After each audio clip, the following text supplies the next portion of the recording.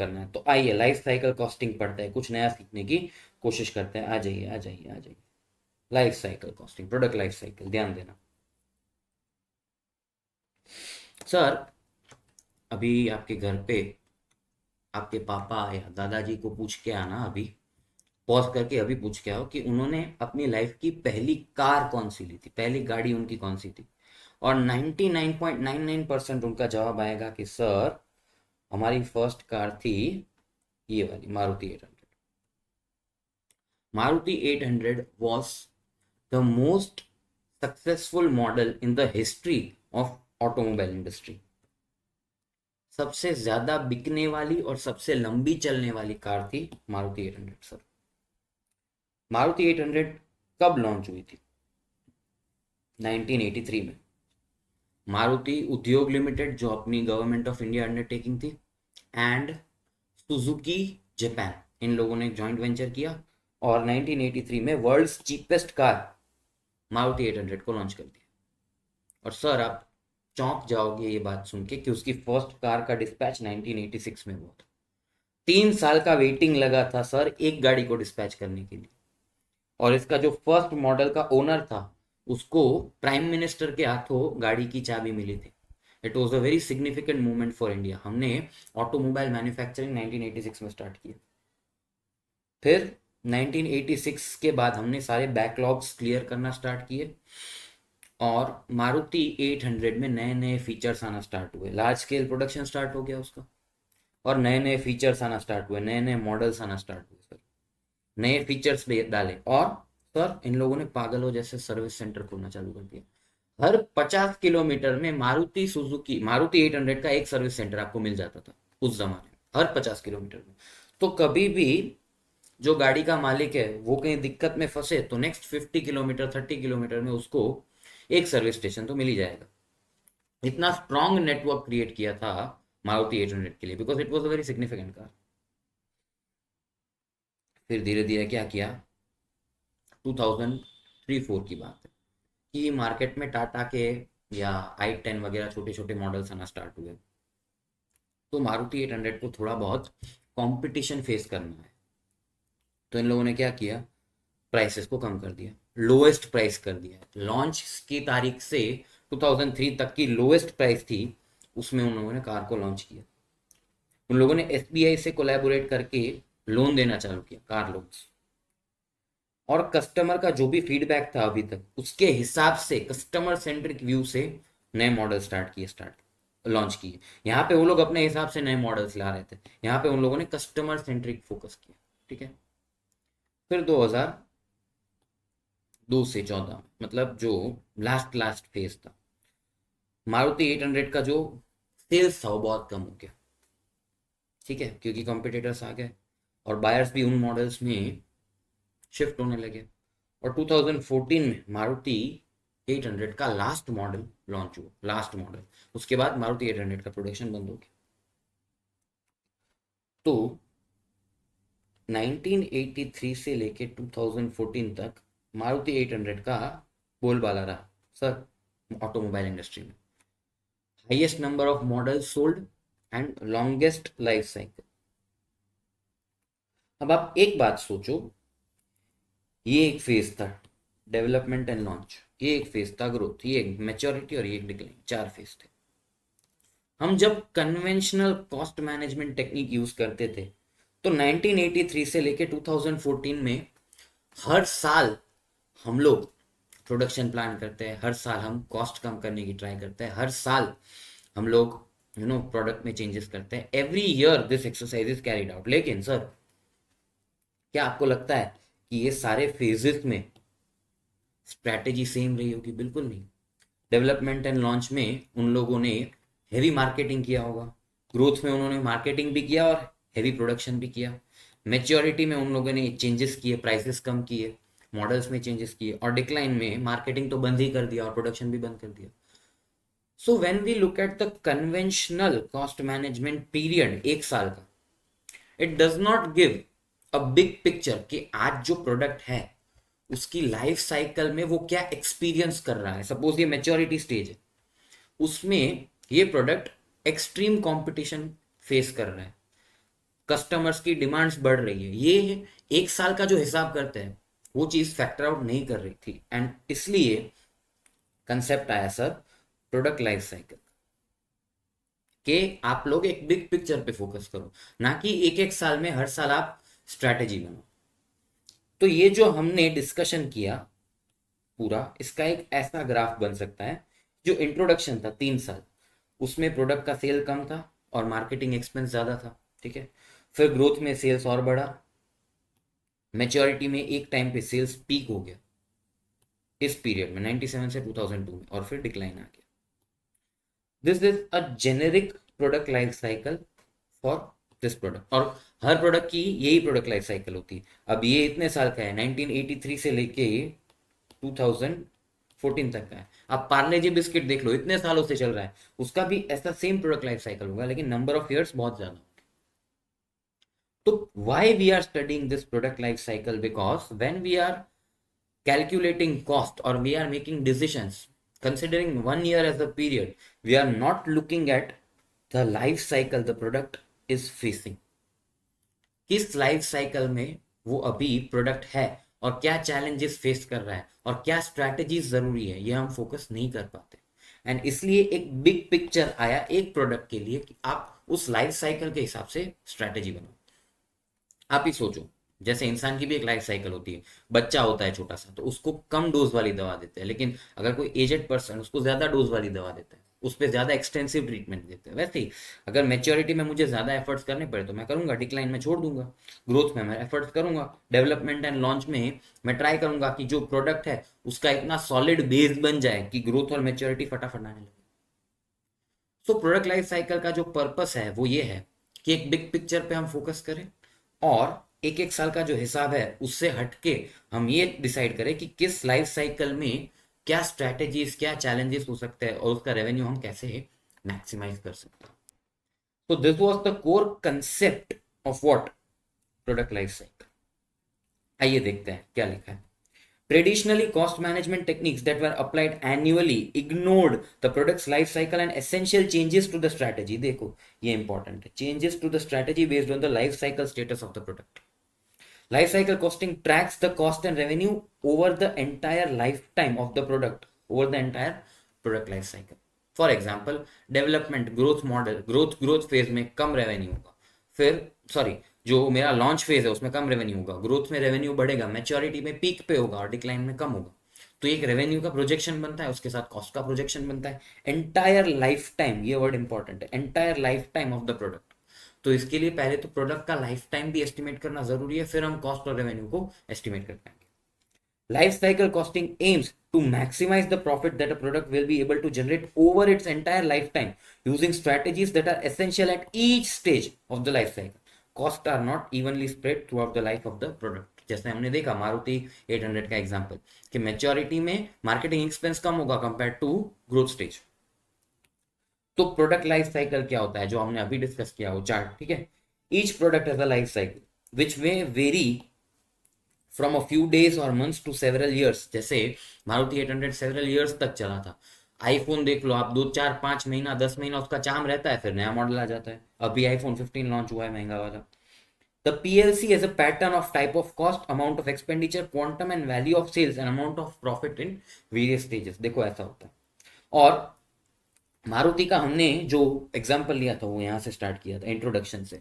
इसके पहले भी एक फेज आता है जिसको बोलते हैं डेवलपमेंट फेज, जहाँ पे रिसर्च एंड डेवलपमेंट हो रहा है, जहाँ पे प्रोडक्ट बन रहा है, जहाँ पे प्रोटोटाइपिंग हो रहा है, जहाँ पे जो मटेरियल है कौन सा यूज करना, वो पूरा प्रोडक्ट डिजाइन हो रहा है, उसको प्रोडक्ट डेवलपमेंट बोलते हैं। यहाँ पे सेल्स जीरो होता है और यहाँ पे देखो प्रॉफिट नेगेटिव होता है। क्यों? सेल्स जीरो है और कॉस्ट इनकर हो रही है तो प्रॉफिट नेगेटिव।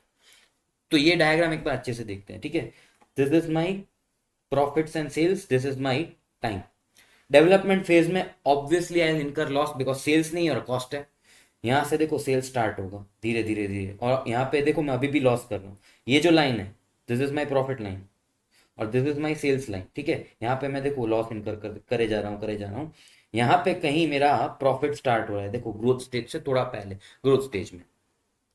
फिर मेच्योरिटी पे देखो सेल्स मेरा पीक पे आ चुका है, ठीक है, और प्रॉफिट भी मेरा पीक पे है। फिर सेल्स मेरा धीरे धीरे डिक्लाइन होगा and profit will also decline. यहाँ पे मैंने सिर्फ रेफरेंस के लिए मारुति 800 का आपको डायग्राम दे दिया ताकि आपको जब रिवाइज करते टाइम याद आए कि मारुति का एग्जांपल लिया था।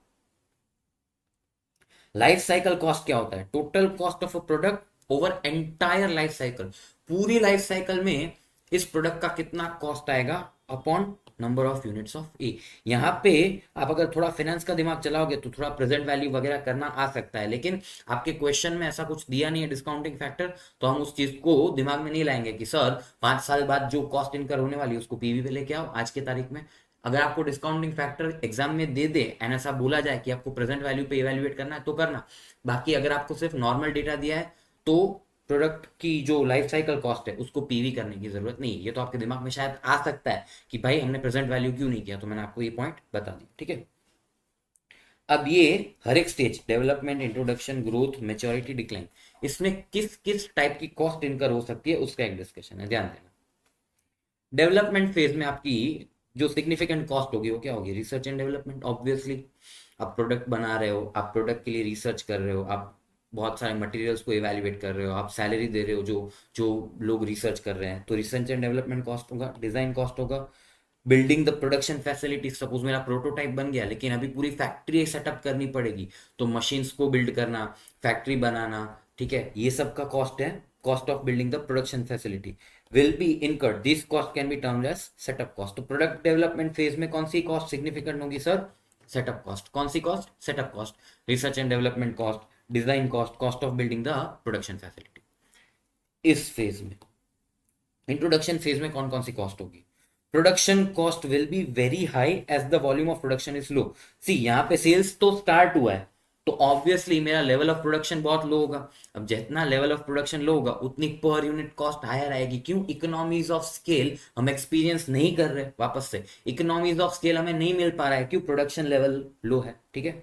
तो volume of production is low, the product will be offered for trials to customers, heavy marketing and promotional cost will be incurred. ये एम ऊपर चला गया, एक मिनट, क्या होता रहता है सर आपके साथ, ठीक है।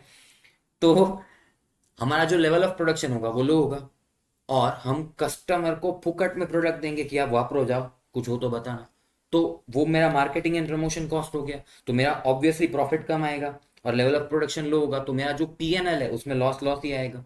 क्यों? एक तो प्रोडक्शन लो है, मार्केटिंग एंड एक्सपेंडिचर ज्यादा है, मार्केटिंग एंड प्रमोशन, और तीसरा हम कस्टमर को शायद फ्री में प्रोडक्ट दे सकते हैं कि आप वापरो, ठीक है, तो प्रॉफिट लो आएगा। प्रॉफिट लो नहीं, प्रॉफिट नेगेटिव आएगा। Growth stage, sales volume increase dramatically. एक बार कस्टमर्स को प्रोडक्ट पसंद आ गया, कस्टमर्स ने प्रोडक्ट को एक्सेप्ट कर लिया, फिर हम उसको अच्छे से बेच पाते हैं तो मेरा जो सेल्स वॉल्यूम होगा वो इंक्रीज होगा। अगर सेल्स वॉल्यूम कम है तो कॉस्ट ज्यादा है, तो सेल्स वॉल्यूम कम होगा तो कॉस्ट रिड्यूस होगा, cost per unit will correspondingly fall. Fix cost क्यों फॉल होगा? Because of higher volume and variable cost due to economies of scale. हमारा जब मटेरियल हम बहुत हेवी क्वांटिटी में प्रोक्योर करेंगे तब हम डिस्काउंट मांग सकते हैं, हम लेबर को बोल सकते हैं कि तू थोड़ा सस्ते में काम कर, क्यों? तेरे पास ज्यादा काम है, तेरे पास सिक्योरिटी है। Marketing and promotional expense will continue to be incurred. क्यों? ग्रोथ स्टेज में, ग्रोथ स्टेज में मार्केटिंग एक्सपेंस बंद कर दोगे तो जो ग्रोथ है वो हॉल्ट पे आ जाएगा, ठीक है। तो जो ग्रोथ स्टेज है वहां पे कॉस्ट पर यूनिट फॉल होगा, फिक्स और variable, because of economies of scale and higher production. Maturity stage, ठीक है। तो हमने कौन कौन से स्टेज देखे? ये वाला देखा, ये वाला देखा, ये वाला, अब हम देख रहे हैं ये मेच्योरिटी स्टेज। मेच्योरिटी स्टेज में क्या होगा? ध्यान देना, प्रॉफिट्स एंड सेल्स पे क्या होगा, मार्केटिंग प्रमोशन में क्या होगा और वेरिएबल कॉस्ट ऑफ प्रोडक्शन में क्या होगा। सी, प्रॉफिट एंड सेल्स वो बढ़ेगा, ठीक है, it will not reduce, but जो रेट ऑफ चेंज है ना वो कम हो जाएगा। वापस, profits will increase but at a decreasing rate, profit will increase at a decreasing rate, बढ़ेगा लेकिन जिस रेट से बढ़ना चाहिए उस रेट से नहीं बढ़ेगा, वो रेट कम आएगा। बिकॉज मेच्योरिटी में क्या होता है, कॉम्पिटिटर्स आ जाता है, मार्केट में अलग अलग प्रोडक्ट्स आ जाता है, कस्टमर्स अलग अलग प्रोडक्ट में जंप करना स्टार्ट कर देते हैं। Increase but the rate of increase will fall, new firms will enter in the market, competition will increase, subsequently price competition and new product will erode the profitability। see, मेरा profit बढ़ रहा है बढ़ रहा है बढ़ रहा है but at a low rate, तो इवेंचुअली एक पॉइंट आएगा जहां पे बढ़ना बंद हो जाएगा and then it will start falling. देखो यहाँ पे एक लेवल पे बढ़ रहा है लेकिन यहां से फिर फॉल होना स्टार्ट हो जाएगा। तो प्रॉफिट और sales will increase at a decreasing rate and eventually fall. Marketing and promotion, overall हम देखेंगे अगर मार्केटिंग एंड प्रमोशन, तो अब हमें इतना ज्यादा एफर्ट नहीं करना है मार्केटिंग एंड प्रमोशन के लिए, लेकिन कॉम्पिटिटर्स की कंपटीशन को हम टैकल कर पाए उतना मार्केटिंग करना पड़ेगा। फॉर एग्जांपल 5-6 साल पहले आपने एप्पल आईफोन की एड्स बहुत कम देखी होगी, 5-6 साल पहले। क्यों? उस टाइम पे एप्पल आईफोन की कंपटीशन में कोई था ही नहीं। लेकिन आज आप देख रहे हो कि आईफोन की एड आती है, आईपैड की एड आती है, शॉर्ट ऑन आईफोन की बड़ी बड़ी एड्स आती है। क्यों? बिकॉज वन प्लस आ गया, ओप्पो, वीवो, बहुत ज्यादा कंपटीशन बढ़ गई। तो मार्केटिंग एंड प्रमोशन एक्सपेंस करना पड़ेगा, लेकिन only to tackle the customer, sorry, only to tackle the competition. हमें फुल फ्लेज जो ग्रोथ और इंट्रोडक्शन में किया था उतना नहीं करना है, बट कंपटीशन को टैकल करने के लिए हमें मार्केटिंग एंड प्रमोशन तो करना पड़ेगा। तो ये बात है। और variable cost of production, see, growth में हमारा वॉल्यूम बढ़ा था, तो मैच्योरिटी पे तो वॉल्यूम पीक पे होगा, तो ऑब्वियसली मेरा variable cost of production will further fall. Growth में फॉल हुआ था, मैच्योरिटी पे तो मेरा वॉल्यूम ऑफ प्रोडक्शन पीक पे है, तो मेरा क्या होगा, variable cost of production will fall. Decline stage, last stage, क्या होगा, प्रोडक्ट हम धीरे धीरे बंद कर देंगे। क्यों? एप्पल ने अपना आईपॉड वाला जो प्रोडक्ट था वो धीरे धीरे फेज आउट कर दिया, तो मार्केटिंग एक्सपेंस उसका बंद ही कर देंगे। अब आईपॉड बना नहीं रहे तो उसका मार्केटिंग करके क्या करोगे? दो चीज हो सकती है, या तो हम नया प्रोडक्ट लाएंगे या उसी प्रोडक्ट में नए फीचर्स लाएंगे। अभी जो आईपॉड था वो तो पूरा ही चला गया, ठीक है, तो उसका तो मार्केटिंग एक्सपेंस बंद हो गया, और उसका रिप्लेसमेंट प्रोडक्ट भी एप्पल ने दिया नहीं है। या तो हम क्या करेंगे, उसी प्रोडक्ट में नए फीचर्स ऐड करके नया मार्केटिंग करेंगे। यहाँ पे एक एक्सटेंडेड प्रोडक्ट लाइफ साइकिल का एग्जांपल आता है जो आपकी बुक में नहीं है। देखो यहाँ पे जैसे ही मेरा सेल्स फॉल होना स्टार्ट होता है, what we do is we incur new investment, और इसका जो प्रोडक्ट लाइफ साइकिल है उसको एक्सटेंड कर देते हैं। ये हम कैसे कर सकते हैं, या तो रिप्लेसमेंट प्रोडक्ट से या न्यू फीचर्स से। इस प्रोडक्ट लाइफ साइकिल को हम यहां से एक्सटेंड कर सकते हैं, ठीक है। तो डिक्लाइनिंग स्टेज का ये पॉइंट है कि वी कैन डू इधर रिप्लेसमेंट प्रोडक्ट और एडिशनल कॉस्ट और efforts are incurred to extend the PLC. देखो एक्सटेंड मैंने यहां पे किया, ठीक है। So this was a discussion of nature of cost at each level of PLC. इतना एक बार आप पढ़ लो, then we will move to individual discussions कि हर एक फेज का क्या क्या इंपॉर्टेंस होता है। इतना एक बार आप क्विकली देख लो फटाफट से। आई होप आप लोगों ने उतना देख लिया है। अब हम थोड़े स्पेशल डिस्कशंस करेंगे प्रोडक्ट लाइफ साइकिल के हर एक फेजेस के हिसाब से। First discussion is about significance of the design phase. For example sir, जब बच्चा बड़ा होके कोई ना करने वाले काम करे तो हम क्या बोलते हैं, माँ बाप के संस्कार में कुछ दिक्कत रही होगी, ठीक है। माँ बाप के संस्कार क्या होता है सर, डिजाइन फेज। बच्चे के पहले 2-3-4 साल में जब बच्चे को संस्कार दिए जाते हैं, अगर उसमें कमी रह जाए तो फिर पूरी जिंदगी खराब हो जाती है। और प्रोडक्ट का भी कुछ वैसा ही है। ये जो फेज है प्रोडक्ट डेवलपमेंट फेज, ये बहुत इंपॉर्टेंट है। क्यों सर? ध्यान देना, इस प्रोडक्ट में कौन सा मटेरियल यूज होगा, कितनी साइज होगी कार की, कौन से टायर यूज होंगे, क्या डिजाइन होगा, किस टाइप के कस्टमर्स को हम टारगेट कर पा रहे हैं, ये सारा जो डिसीजन होता है वो डेवलपमेंट फेज में होता है। और डेवलपमेंट फेज में कॉस्ट इनकर बहुत कम होती है लेकिन कमिट बहुत ज्यादा हो जाती है। वापस से, कॉस्ट इनकर बहुत कम होती है लेकिन कमिट बहुत ज्यादा हो जाती है। सर इनकर कितनी होती है? बहुत कम, 10-20%, लेकिन कमिट कितनी हो जाती है सर? 90% जितनी कॉस्ट हम कमिट कर बैठते हैं डिजाइन फेज में। सर हमने ऐसा सोचा कि इसमें मटेरियल एल्यूमिनियम यूज होगा, तो हमने उतना एल्यूमिनियम कमिट कर दिया। हमने ऐसा बोला कि सर इसमें पावर स्टीयरिंग होगा, तो उतना कॉस्ट हमने कमिट कर दिया। ट्यूबलेस टायर्स होंगे, उतना कॉस्ट हमने कमिट कर दिया। कहाँ पे? किस फेज में? डिजाइन फेज में, जब हमने प्रोडक्ट का एक यूनिट भी नहीं बनाया, लेकिन 90% जितनी कॉस्ट हमने डिजाइन फेज में ही कमिट कर दी। तो हम जब प्रोडक्ट का डिजाइनिंग कर रहे हैं, इट इज वेरी इंपॉर्टेंट कि हम कॉस्ट को बहुत अच्छे से देखें, डिजाइन को बहुत अच्छे से देखें।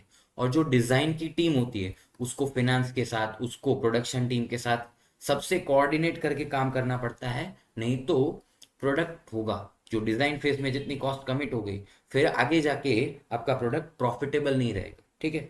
तो significance of the design phase क्या बोलता है? According to Berliner and Brimson, companies operating in an advance manufacturing environment are finding out that approximately 90% of the cost are determined through decisions made in the early stage of the life cycle. कौन सा tyre होगा, कौन सा tube, कौन सा steering होगा, क्या interface होगा, कौन सा मटेरियल यूज होगा, ये सब हम जो डिसीजंस लेते हैं कब? डिजाइन फेज में. It amounts to 90% of the total cost in the entire life cycle. ये एक observation.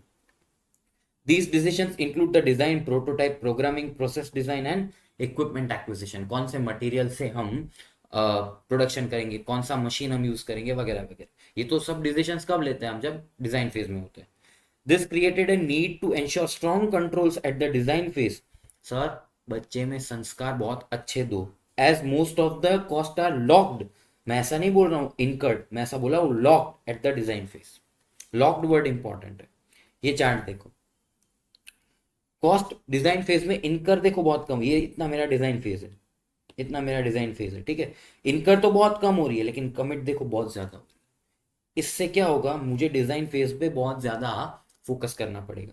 As shown in the above diagram, decisions made during the design phase commit the organizations to incur those costs later. मैंने ऐसा बोल दिया aluminium का हम material use करेंगे, तो हम फिर डिजाइन फेज पे वो चीज लॉक हो गई, तो फिर हम वो प्रोडक्शन फेज में स्टार्ट करते हैं इनकर करना. The design of the product determines the components, method of production, etc. The design team has to work with all functions to minimize the cost over the entire life cycle. Value engineering can be used over here. Value engineering में क्या करते हैं हम? Product को critically examine करते हैं और जहां जहां कॉस्ट रिडक्शन के प्रोस्पेक्ट्स होते हैं उसको आइडेंटिफाई करके कॉस्ट कम करने की ट्राई करते हैं और क्वालिटी सेम रहे इसका ध्यान रखते हैं. ठीक है, तो ये हमारा significance of the design phase था कि डिजाइन फेज जब हम प्रोडक्ट का डिजाइन कर रहे हैं तब it is very important to have strong controls and critically product को एग्जामिन करो ताकि आप कॉस्ट को कम से कम रख सको.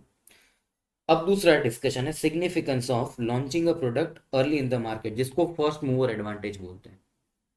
आप ये चीज एक अलग एग्जांपल से सोचने की ट्राई कर सकते हो कि कोई भी अगर नया नया न्यूज आता है या नई खबर आती है तो सारी न्यूज चैनल्स उसको पहले दिखाने की कोशिश में लग जाती है. क्यों? बिकॉज उनको एक फर्स्ट मूवर एडवांटेज मिलता है. जब हम प्रोडक्ट को जल्दी लॉन्च करते हैं यहाँ पे तो मेरा इंट्रोडक्शन फेज कम हो जाता है और मेरा ग्रोथ और मेच्योरिटी फेज बड़ा हो जाता है, जिससे मेरा देखो प्रॉफिटेबिलिटी. एक मिनट हटाओ यार सर आप. ये देखो, अगर मैंने प्रोडक्शन अपना जो प्रोडक्ट है उसको अर्ली लॉन्च कर दिया, मतलब मैंने इंट्रोडक्शन फेज इतना छोटा कर दिया फॉर एग्जांपल इसी डायग्राम में, तो मेरा ग्रोथ और मेच्योरिटी फेज यहाँ से बढ़ जाएगा. और सी ग्रोथ और मेच्योरिटी फेज में ही मेरे प्रॉफिट आते हैं, इंट्रोडक्शन में तो लॉस हो सकता है.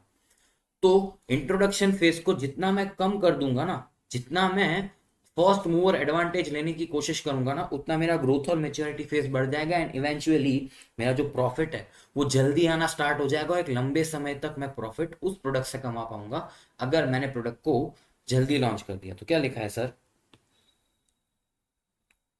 It is important for an organization to be the first to launch the product once the concept has been developed so that it can establish the product quickly in the market and make profit before competition increases. इस phase को मुझे बहुत quickly experience कर लेना है जिससे competitors जब आए तब मेरा प्रोडक्ट ऑलरेडी एस्टैब्लिश्ड हो एंड मेरा जो प्रॉफिट कमाने का जो प्रोसेस है वो स्टार्ट हो जाए. Minimising the break even point. Sir break even point हम अभी नेक्स्ट जो सेशन स्टार्ट करने वाला है सीवीपी एनालिसिस वगैरह उसमें ब्रेक इवन पॉइंट बहुत अच्छे से समझने वाले हैं, लेकिन अभी के लिए आप ये मान लो कि a point where fix cost is recovered through contribution. जितना फिक्स कॉस्ट मैंने इनकर किया है उतना पूरा फिक्स कॉस्ट मैंने कंट्रीब्यूशन से रिकवर कर लिया, उस पॉइंट को बोलते हैं sir break even point. So sir break even point के आगे जब मैं प्रोडक्शन करूंगा तब मैं एक प्रॉफिटेबल जोन में चला जाऊंगा. क्यों? फिक्स कॉस्ट मेरा पूरा रिकवर हो गया और मेरा जो पूरा आगे का जो जितना भी कंट्रीब्यूशन होगा पूरा प्रॉफिटेबल होगा. तो a point where entire fix cost is recovered through contribution, उसको ब्रेक इवन पॉइंट बोलते हैं। अब ब्रेक इवन पॉइंट जितना मिनिमाइज्ड होगा उतना जल्दी मैं एक प्रॉफिटेबल जोन में चला जाऊंगा, which will eventually increase my profitability. वही पॉइंट दिया है, company should achieve a quick break even to enter into a profitable zone. ये स्टार्टअप वगैरह आजकल बहुत ये लैंग्वेज यूज करते हैं कि मेरा स्टार्टअप ब्रेक इवन हो चुका है। उसका मतलब ये है कि मैंने जितना भी इन्वेस्टमेंट किया था उतना कंट्रीब्यूशन मैंने अब कमा लिया है, तो फ्रॉम दिस डे जितना आगे का प्रोडक्शन होगा it will be my profitable zone. अब हम ब्रेक इवन कैसे कर सकते हैं? बाय कीपिंग लो प्राइसेस और by keeping high prices. See, इसको बोलते हैं sir penetration strategy and skimming strategy. For example Jio का एग्जाम्पल ले लो। जियो जब आया था तब मुंह फ्री फ्री फ्री बांटना स्टार्ट कर दिया, उसने मार्केट में पूरा पेनिट्रेशन करके अपना ब्रेक इवन अचीव किया। तो लो प्राइसेस हम रखेंगे तो हमारा सेल्स बूस्ट होगा, लेकिन कंट्रीब्यूशन पर यूनिट लो होगा, तो हमें वॉल्यूम बहुत ज्यादा करना पड़ेगा। इसको बोलते हैं सर पेनिट्रेशन स्ट्रैटेजी। और स्कीमिंग में बेस्ट एग्जांपल है एप्पल। हाई प्राइसेस रखता है जिससे उसका कंट्रीब्यूशन पर यूनिट तो बहुत हाई आता है, लेकिन उसका वॉल्यूम कम होता है। बहुत जितने ओप्पो के फोन बिकते हैं ऑब्वियसली उतना एप्पल के आईफोन नहीं बिकते होंगे, लेकिन उसका सेल्स प्राइस इतना हायर है कि उसका कंट्रीब्यूशन पर यूनिट भी हायर आएगा। सर इन दो स्ट्रैटेजीज के ऊपर बहुत ज्यादा डिस्कशन हम प्राइसिंग डिसीजंस में करेंगे, डिसीजन मेकिंग में, बट ये मैंने वर्ड आपको दे दिया है तो आपको थोड़ा रिलेटेबल लगे। लो प्राइसेस मतलब पेनिट्रेशन, हाई प्राइसेस मतलब स्किमिंग, ठीक है। और लास्ट पॉइंट, पूरी लाइफ साइकिल को ही मैक्सिमाइज कर दो। सी, मिनिमाइज ब्रेक इवन, फिर प्रोडक्ट को अर्ली लॉन्च करो और पूरी लाइफ साइकिल को एक्सटेंड।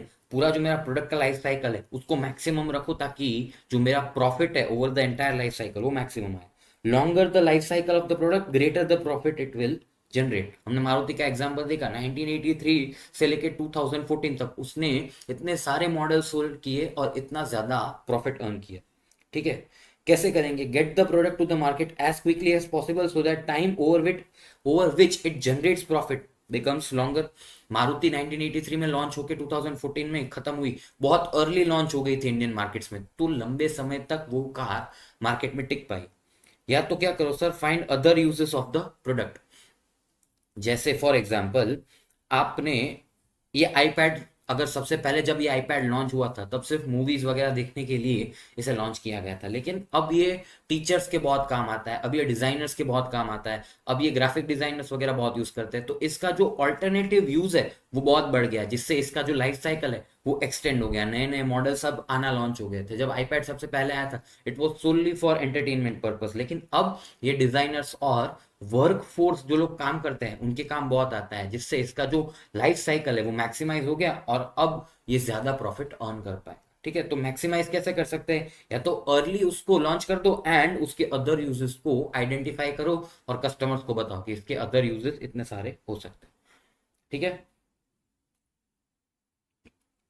ओके, अब एक छोटा सा एग्जांपल सॉल्व करते हैं, बहुत इजी क्वेश्चन है। See, calculation of life cycle cost. ये हमने लाइफ साइकिल कॉस्ट का फॉर्मूला देखा था। Life cycle cost of product A is total cost of product A over the entire life cycle upon total number of units. इसके ऊपर ही example है, ध्यान देना। Following details relate to a new product that has finished the development and is about to get launched. Development में 20 million इनकर हुआ, launch में first year, launch का फेज 1 साल का है, ग्रोथ 1 साल, मेच्योरिटी 1 साल और डिक्लाइन 1 साल, मतलब 4 इयर्स का प्रोडक्ट लाइफ साइकिल है। मार्केटिंग कॉस्ट 5, 4, 3 और 0.9 से डिक्लाइन में मार्केटिंग कॉस्ट कम हो गया। प्रोडक्शन कॉस्ट पर यूनिट 1 और मेरा जो वॉल्यूम होगा वो 1 मिलियन है। 0.9 देखो, मेरा जो कॉस्ट ऑफ प्रोडक्शन है वो धीरे धीरे कम होगा, क्यों? Economies of scale and variable cost per unit भी कम हो रहा है बिकॉज हमारा प्रोडक्शन बढ़ रहा है, ठीक है। The launch price is proving a contentious issue between managers. Marketing manager is keen to start with a low price of around $8 to gain new buyers and achieve the target market share. The accountant is concerned that this does not cover the cost during the launch phase and has produced the following schedule to support this. Launch phase का मेरा total cost कितना है? See, amortized research and development cost कितना? 5 लाख। देखो 20 का मेरा है, वो अगले 4 साल तक अमोर्टाइज होगा।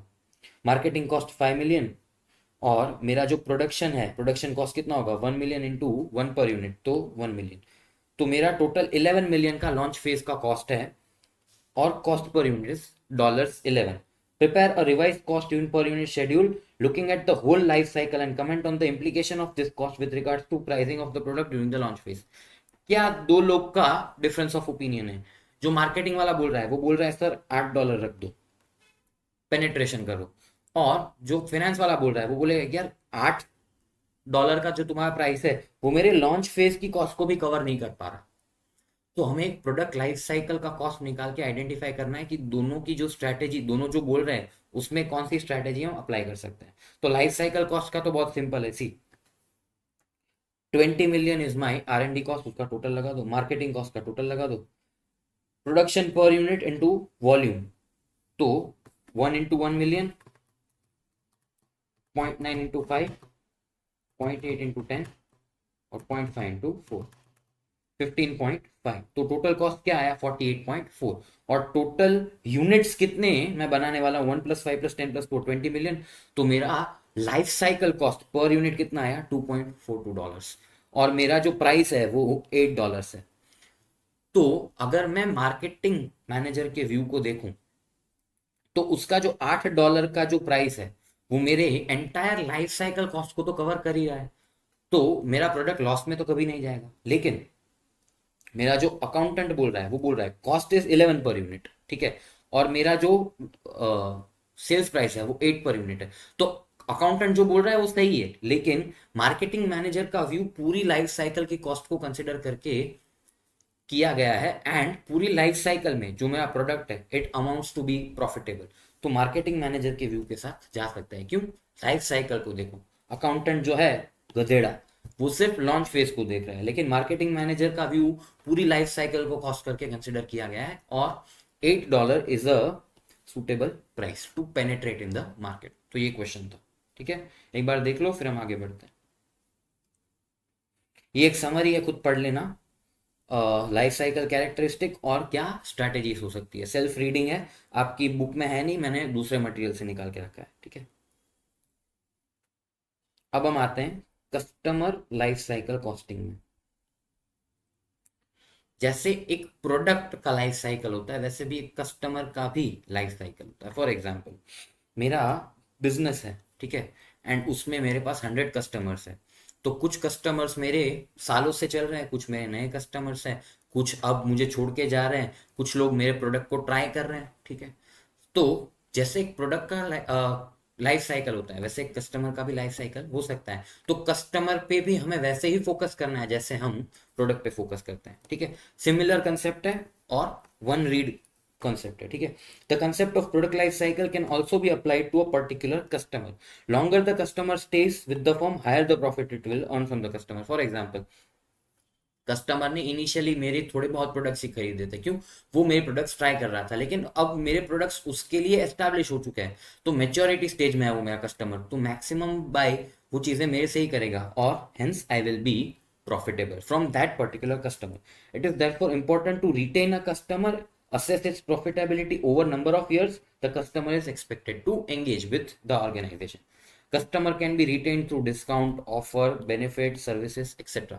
मैं जितनी अच्छी सर्विस उसको दूंगा वो कस्टमर उतना रिटेन होगा मेरे साथ।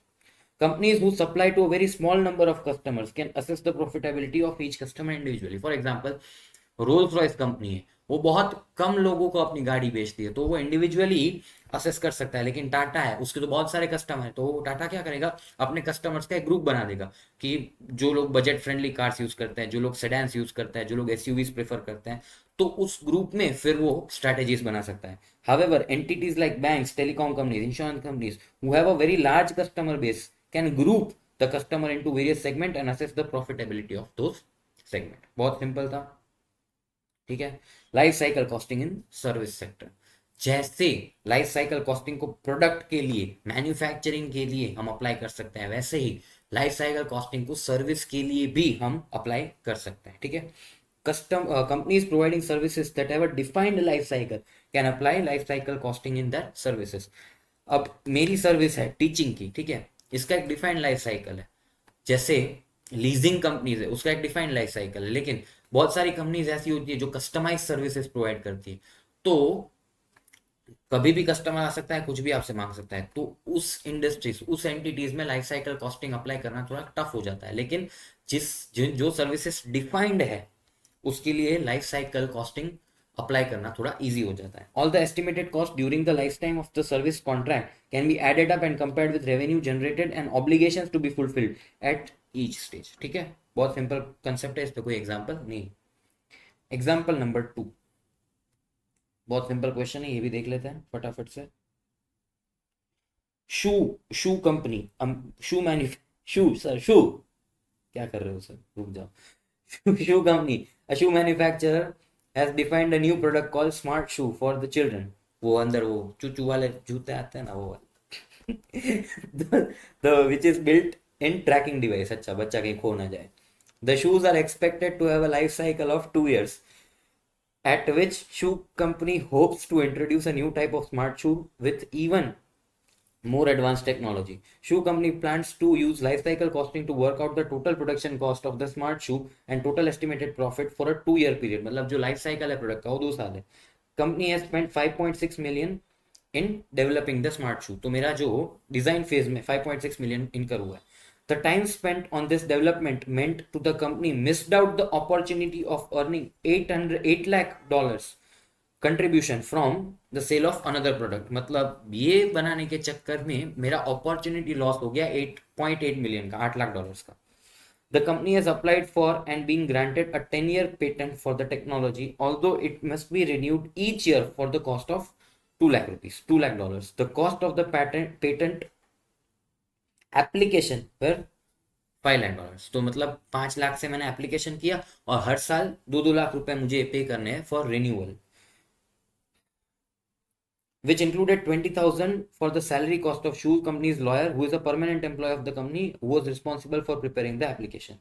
Following information relating to smart shoe is also available for the next 2 years. Total revenue 34.3 million, sales volume 280,420, material cost 1614, labor 87, fixed production overhead 3.8 million, and selling and distribution cost 1.5 million.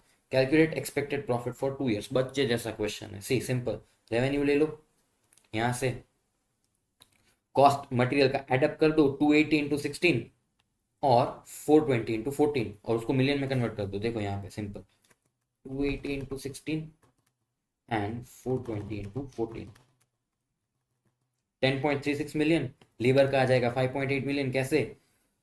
280 into 8, 420 into 7, fix production overheads आ गए, selling and distribution cost आ गई. Development and design phase की 5.6 million यहां से मैंने add up कर दी. क्यों? 2 साल का मैं प्रॉफिट इवेल्युएट कर रहा हूं from that product. Patent application cost 5 lakh and patent renewal cost 2 lakh 2 साल में. क्यों? प्रोडक्ट लाइफ साइकिल तो 2 साल ही. तो सर बाकी के सालों का पेटेंट का क्या होगा? अरे भाई एक नया प्रोडक्ट लॉन्च करेगा तो टेक्नोलॉजी का पेटेंट तो मेरे पास रहेगा ना, फिर मैं प्रोडक्ट बदलता रहूंगा. तो इस एक पर्टिकुलर प्रोडक्ट के लिए $2 लाख ही मैं 2 साल में इनकर करने वाला हूँ. ठीक है, तो 34.3 मिलियन मेरा रेवेन्यू, इतना कॉस्ट, मेरा प्रॉफिट आ गया. और सर इसका क्या किया आपने? इसको मैंने कंसिडर नहीं किया क्योंकि मैं प्रॉफिट कैलकुलेट कर रहा हूँ. अगर मैं डिसीजन मेकिंग कर रहा होता, मुझे थोड़ी और इन्फॉर्मेशन दी होती और ऐसा पूछा होता कि ये प्रोडक्ट बनानी चाहिए नहीं, तो मैं इसको फैक्टर आउट करता. किसको? 8 लाख को. लेकिन मैं जब प्रॉफिट कैलकुलेट कर रहा हूँ तब मैं अपॉर्चुनिटी कॉस्ट को फैक्टर आउट नहीं कर